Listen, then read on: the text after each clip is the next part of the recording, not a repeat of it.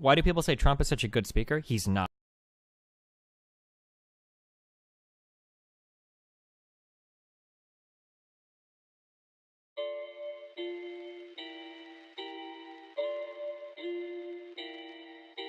It's getting serious on this track, fam. He has a particular way of speaking that appeals to you if you enjoy bad speakers. Oh, so the problem is that there are two very different Trumps. You have teleprompter Trump, which is usually just the guy like reading stuff off the prompter, and then you've got like Trump that's actually speaking. It's very easy to tell the difference between the two because the Trump that's just speaking has a particular way of speaking, and the teleprompter Trump holds his hand up a lot.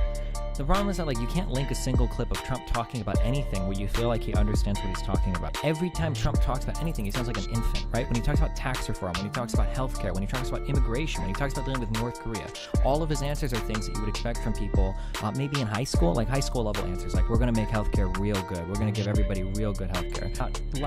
When you lie about things you can easily verify, it's just a very strange world to live in. For instance, when he said he had like landslide electoral college wins bigger than any of the past Republican presidents, like that's an easily verifiable lie.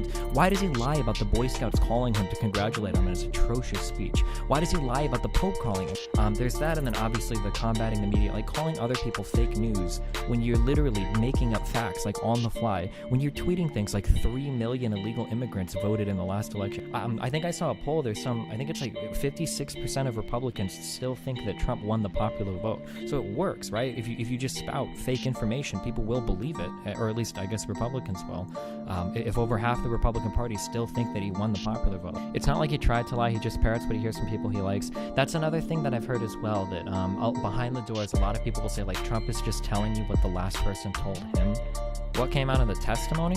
Basically just that Trump was trying to bully Comey into dropping the investigation on him, and his inability to get anything done. Even on the stuff, even if you do like what he's trying to do, his way of doing it is so bad. Like the executive orders that he signs, and no one has any idea what's going on, right? When he tried to implement the travel ban, and the DHS has no idea like how to implement anything. Nobody from the top down was communicated with. When the military has no idea what the transgender ban means. When Trump starts tweeting and like the Pentagon is like on the edge of their seats wondering if we're about to jump into World War III, waiting for the next tweet to come out. What do you think has to happen for Republicans to turn on Trump? If Mueller's investigation starts to close in, and it'll be when it's politically expedient to.